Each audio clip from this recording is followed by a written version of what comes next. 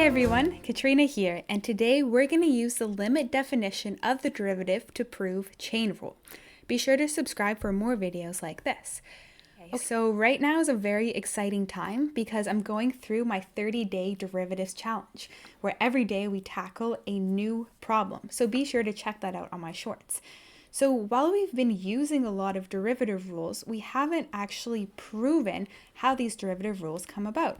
So today we're going to actually use the limit definition from first principles to determine what the chain rule is and how it came from. So I'd like to thank this comment over here who asked me if we can go through this limit definition, and next I'll make some videos on log rule and some of our other rules as well, so definitely stay tuned for that. So let's think about the chain rule and what we already know. So we're going to look at our functions. So when we use chain rule, it means we have a composite function, meaning we have a function nested inside another function. So we're going to call these two functions f and g. So we're going to let g be differentiable at a, and we're also going to have f be differentiable at g of a. So therefore, the composition f of g is differentiable at a, and then the derivative of f of g is going to be f prime, derivative of the outside, keeping the inside the same, then multiplied by g prime at a. So that is the definition and statement of chain rule that we all know. So now we're going to go ahead and prove this. So we're going to start from the very beginning with the definition of the first principles definition of derivatives. So this is a limit notation, which states that the derivative of f of g is going to be equal to the limit as h approaches 0 of f of g of a plus h minus f of g of a all over h. So our goal here is then to rewrite this expression so that the limits produce f prime of g of a and then also f prime of g. So that's kind of what we're trying to, and also g prime of a. So we're trying to see how can we decompose this or rewrite this so we have these two pieces together. So we're going to use a key algebraic identity here. So for some small h that's not equal to 0 with g of a plus h does not equal to g of a, we have the following. So essentially all we're doing here is in this middle piece, we are multiplying g of a plus h minus g of a on the numerator and on the denominator, so we have a mathematically equivalent expression. So this now separated our limit definition into the product of these two terms. So this is just pure algebra here. We didn't do anything special. All we did, like I said, was multiply and divide by that same term. So thus the expression and its product are what we call identically equal near h equals to 0. Therefore, their limits must match. So we're going to start by evaluating the limit of our second factor, g of a, which we can see right over here. So we're going to be using the differentiability of g and looking again at its specific definition using first principles. So by first principles, we have the limit as h approaches 0 of g of a plus h minus g of a over h equals to the first derivative of g, strictly by definition.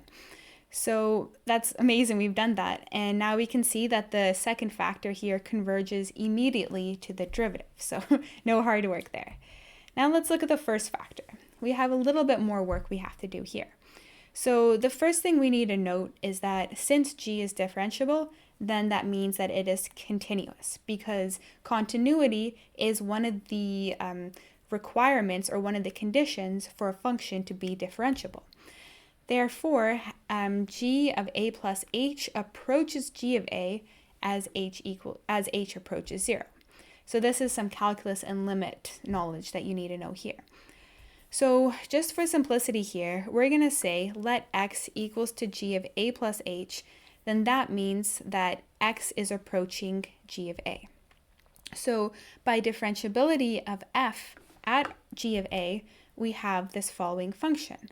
So again, this is fully derived from first principles, and from here we can see that it converges and we have our derivative of f of g of a. So therefore, our limit as f of g of a plus h minus f of g of a over g of a plus h minus g of a equals f prime of g of a. So we've proven this limit. So the values of h, where g of a plus h equals to g of a, are isolated and do not impact or affect the limit.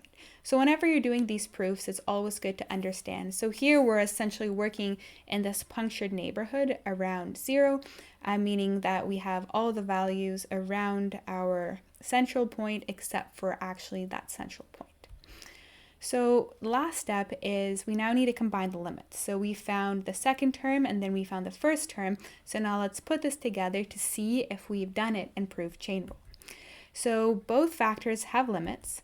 So that means that the overall limit of f of g of a equals the product of both of these limits that we found.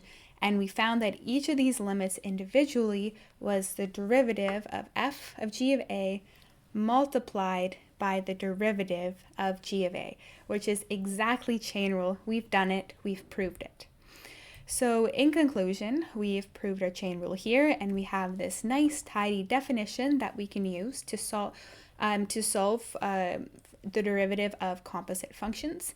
And the key ideas that we used here was we wanted to rewrite the difference quotient as a product. We used differentiability and continuity arguments. We evaluated each of our limits separately. And finally, we multiplied the limits since both of them exist and are finite. And with that, we've proven chain rule.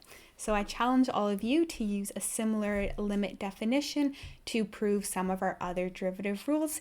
If you have any questions, definitely write them in the comments and share any requests that you have. I'll be happy to make new videos for you. And lastly, be sure to check out our 30-day derivatives challenge, where every day we have a new derivative to solve together. With that, I'll see you next time.